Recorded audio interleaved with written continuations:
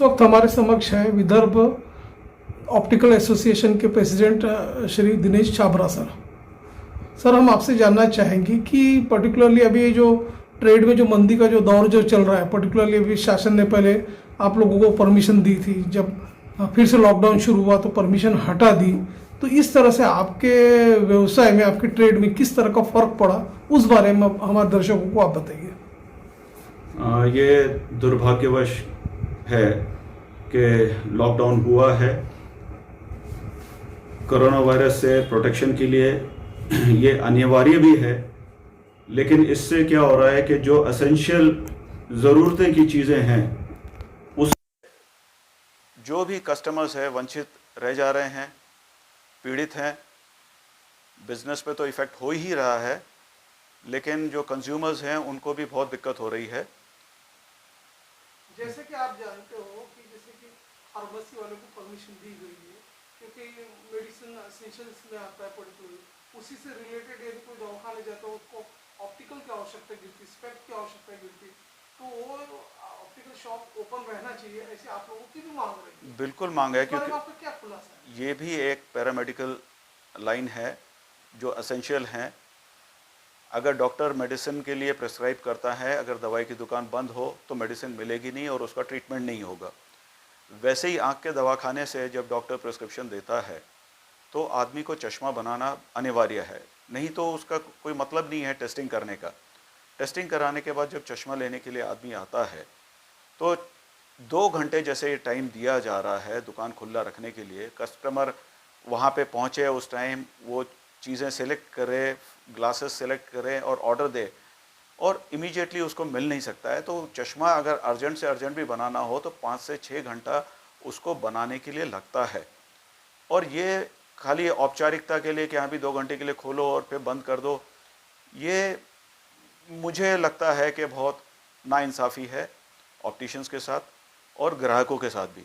जो पेशेंट्स हैं उन लोगों के लिए भी बहुत दिक्कत वाली बात है, बहुत दूर दूर से उनको आना पड़ता है और आज आने जाने में भी बड़ी दिक्कतें होती हैं, कन्वीनियंस नहीं मिलते हैं।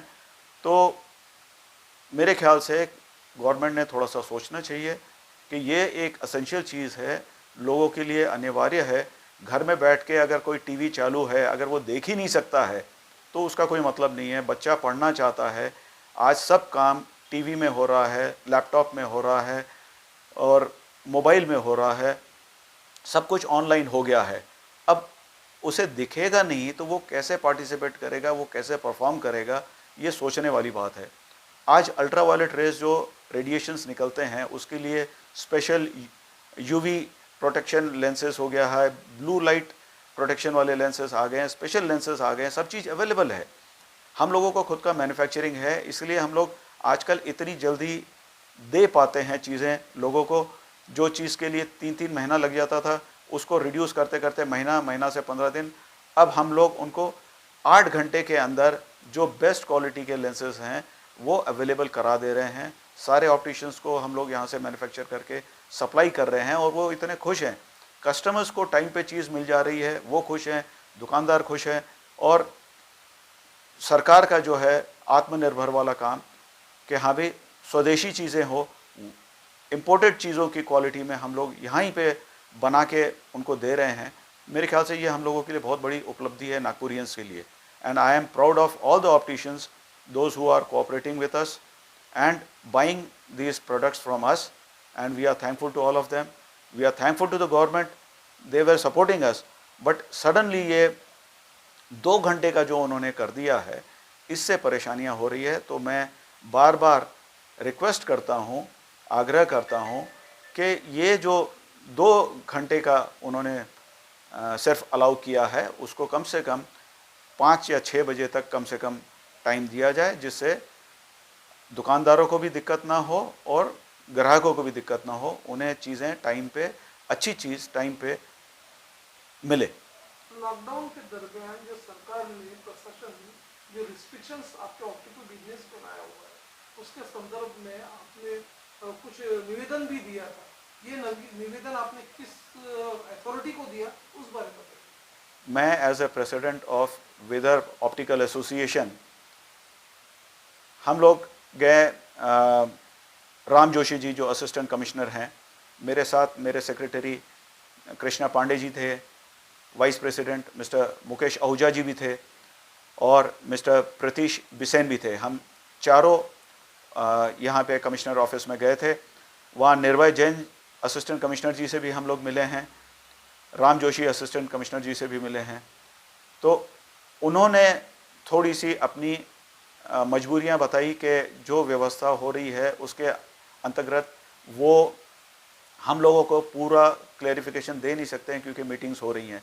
तो फिर उन्होंने एडवाइस किया कि कमिश्नर जी जो राधा कृष्णन जी हैं उनसे मिल लिया जाए। हम उनसे भी मिले, उन्होंने भी बड़े अच्छे तरीके से हमें समझाया कि हम लोग अभी मीटिंग के लिए जा रहे हैं और उसके अंदर जो निर्णय होगा हम ये पॉइंट्स को रखने की कोशिश करेंगे और वहाँ से जो भी निर्णय होता है हम आपको आगे बताएंगे। वहाँ से फिर हमें पता लगा कि सारा जो कंट्रोल है पुलिस कमिश्नर जी के हाथ में है और उनसे बिना मिले हमें कोई इसके अंदर राहत नहीं मिलने वाली है। तो हम लोग ये सोच रहे हैं कि मंडे को पुलिस कमिश्नर जी से भी जाके उनसे मिल के अपनी जो याचना है हम उनको दें और इस प्रॉब्लम से उसको हल निकालने की कोशिश करें। हम मेयर साहब जो हैं हमारे दयाशंकर तिवारी जी, इन्होंने हम लोगों को बहुत अच्छा सपोर्ट दिया and I am really thankful to him.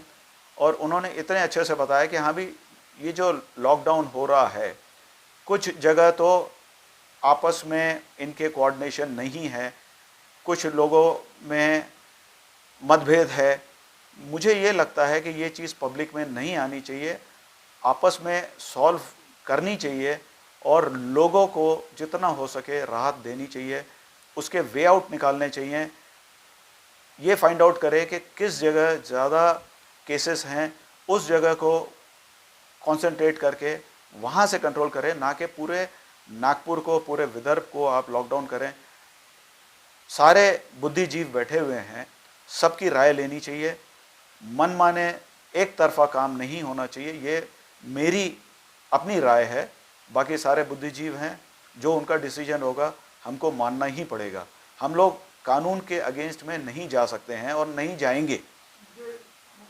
जैसा कि पिछले बार जब यहाँ पालक मंत्री श्री नितिन राउत साहब ने एक डिसीजन लिया था, हाँ जी, तो आप ऑप्टिकल्स एसोसिएशन के फेवर में लिया था कि आप लोगों को दुकानें शुरू करने की इजाजत मिली थी। बिल्कुल उन्होंने, जबकि इसका दायरा बढ़ चुका है लॉकडाउन का, हाँ जी, तो उसमें आपका भी समय कट कर दिया गया है।